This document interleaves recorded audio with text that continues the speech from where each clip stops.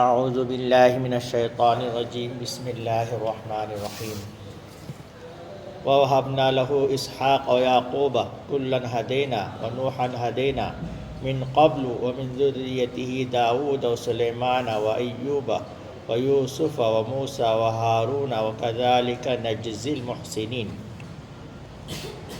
ہم نے حضرت ابراہیم علیہ السلام کو حضرت اسحاق علیہ السلام جیسا بیٹا اور حضرت یعقوب علیہ السلام جیسا پوتا عطا کیا۔ ان میں سے ہر ایک کو ہم نے ہدایت دی۔ نوح علیہ السلام کو ہم نے پہلے ہی ہدایت دی تھی۔ ان کی اولاد میں سے حضرت داؤد علیہ السلام، حضرت سلیمان علیہ السلام، حضرت ایوب علیہ السلام، حضرت یوسف علیہ السلام، حضرت موسیٰ علیہ السلام اور حضرت ہارون علیہ السلام کو بھی، اور اسی طرح ہم نیک کام کرنے والوں کو بدلہ دیتے ہیں۔ اسی طرح نیک کام کرنے والوں کو بدلہ دیتے ہیں۔ یعنی اگر آپ عقیدہ توحید پر جمع رہتے ہیں، مصائب اور مشکلات پر صرف اللہ ہی کو یاد کرتے ہیں، تو اللہ جل شانہ آپ کو نہیں چھوڑتا۔ کوئی نہ کوئی اعزاز و اکرام اللہ کی طرف سے ہوتا ہی ہے۔ ایسی اولاد عطا کر دے گا کہ وہ نسلوں کے لیے مغفرت کا سبب بن جائے گی، کیونکہ آپ نے اللہ سے تعلق قائم کیا ہے، اللہ کے حکم پر چلے ہیں۔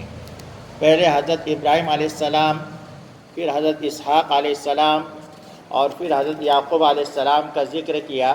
پھر فرمایا ہم نے حضرت نوح علیہ السلام کو پہلے ہی ہدایت دی تھی، یعنی حضرت نوح علیہ السلام حضرت ابراہیم علیہ السلام سے پہلے تھے۔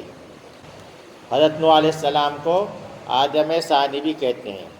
حضرت آدم علیہ السلام سے جو نسل چلی وہ سیدنا حضرت نوح علیہ السلام تک پہنچتے پہنچتے کفر و شرک کی ضلالت میں پھنس گئی، تو اللہ جل شانہ نے طوفان نوح بھیجا اور سارے کے سارے نافرمان انسان اس میں تباہ و برباد کر دیے گئے، سوائے ان کے جو حضرت نوح علیہ السلام کی کشتی میں سوار مسلمان مومن تھے۔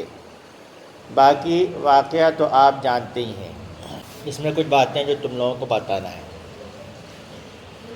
اس میں ایک تو اس آیت کریمہ میں اللہ تبارک و تعالیٰ نے حضرت ابراہیم علیہ السلام کے اولادوں کا تذکرہ کیا اور حضرت نوح علیہ السلام کا بھی تذکرہ کیا۔ تو اس میں کیا بتاتے ہیں کہ حضرت نوح علیہ السلام کو آدم ثانی بھی کہتے ہیں۔ نوح علیہ السلام کو آدم ثانی کہتے ہیں، تو یہ کس وجہ سے کہا جاتا؟ اس لیے کہا جاتا ہے کہ جس طرح اللہ تبارک و تعالیٰ نے آدم علیہ السلام سے ساری دنیا کے انسان کو پیدا کیا، سارے دنیا کے جتنے بھی انسان، مرد عورتیں مسلم غیر مسلم جتنے بھی ہیں، سب کے باپ حضرت آدم علیہ السلام ہیں، اور حضرت آدم علیہ السلام سے نوح علیہ السلام تک آنے تک جو ہے ان کی جو نسل تھی وہ کفر و شرک میں مبتلا ہو گئی۔ جب وہ کفر و شرک میں مبتلا ہو گئی تو پھر اللہ تبارک و تعالیٰ نے کیا کیا؟ عذاب نازل کیا۔ کیسا عذاب تھا وہ؟ پانی کا عذاب تھا۔ نوح علیہ السلام نے تقریباً 950 سال تک لوگوں کو اللہ کی طرف بلایا، دین کی دعوت دی، پھر بھی لوگ نہیں مانے تو اللہ تبارک و تعالیٰ نے طوفان، پانی کا عذاب نازل فرمایا۔ اور اللہ تبارک و تعالیٰ نے پہلے نوح علیہ السلام کو حکم دیا کہ کشتی بناؤ، اور وہ وقت ایسا تھا کہ اس جگہ پر بارش نہیں تھی، جیسے بولتے ہیں نا خشک سالی، قحط سالی، یعنی بارش کا نام و نشان نہیں کہیں پر، اور سب لوگ بارش نہیں ہونے کی وجہ سے پریشان ہیں۔ اور اللہ تبارک و تعالیٰ نے نوح علیہ السلام کو حکم دیا کہ تم کشتی بناؤ۔ وہ کشتی بنانے لگے، لوگ ان کا مذاق اڑانے لگے، کہہ رہے یہ کشتی بنا رہے، اب یہ کشتی کہاں چلائیں گے؟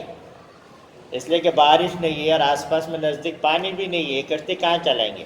لیکن اللہ کا حکم تھا کشتی بنانے کا، تو حضرت نوح علیہ السلام نے کشتی بنائی، اور وہ کشتی بنانے کا حکم اس لیے تھا کہ اللہ تبارک و تعالیٰ پانی کا عذاب بھیجنا چاہ رہے تھے۔ کیوں بنائے تھے کشتی؟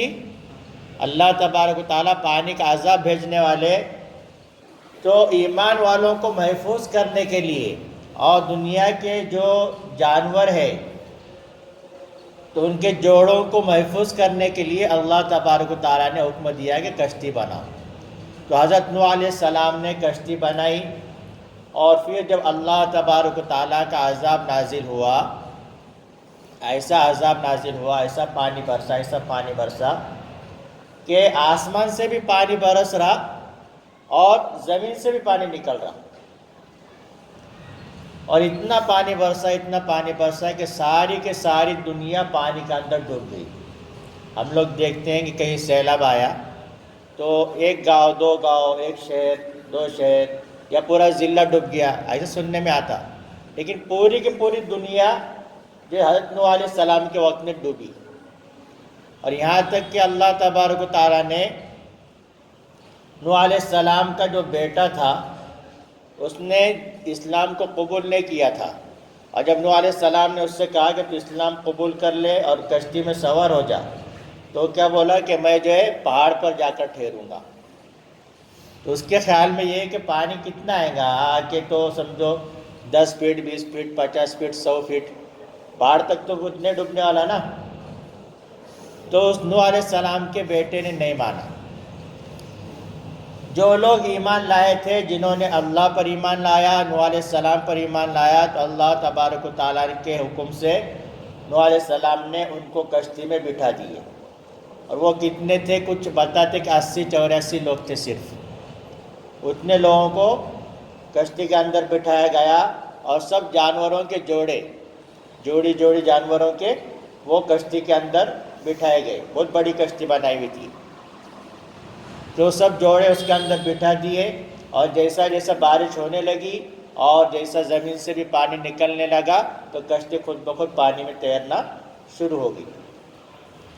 تو ساری کی ساری دنیا ختم ہو گئی، یہاں تک کہ نوح علیہ السلام کا بیٹا بھی ختم ہو گیا، اور صرف اتنے لوگ بچے جتنے لوگ کشتی میں سوار تھے۔ تو اس لیے حضرت نوح علیہ السلام کو آدم ثانی کہا جاتا، اس لیے کہ اس کے بعد میں جو نسل شروع ہو گئی، اس کے بعد میں جو انسان پیدا ہوئے، تو اتنے جو 80-84 جو لوگ تھے ان کی اولاد میں سے سب لوگ پیدا ہوئے۔ تو اس لیے حضرت نوح علیہ السلام کو آدم ثانی کہا جاتا ہے۔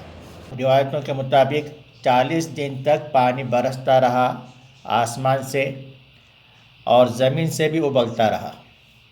اور بعض روایتوں کے مطابق نوح علیہ السلام کی کشتی پانی یعنی طوفان آنے سے لے کر پھر طوفان تھم جانے کے بعد اور پھر زمین خشک ہونے تک جتنے لوگ بھی کشتی میں سوار تھے، تقریباً 80 لوگ یا اس سے کچھ کم زیادہ، تقریباً 250 دن تک لوگ کشتی میں سوار رہے۔ پھر اس کے بعد میں اللہ تبارک و تعالیٰ نے جب سارا پانی ختم کر دیا اور بالکل زمین پہلے جیسی ہو گئی، کشتی سے باہر آ کر عام لوگوں کی طرح سے پھر زندگی گزارنے لگے۔ اللہ تبارک و تعالیٰ ہم کو سمجھ عطا فرمائے، اور اللہ تبارک و تعالیٰ کی اطاعت و فرما برداری کرنے کی توفیق عطا فرمائے۔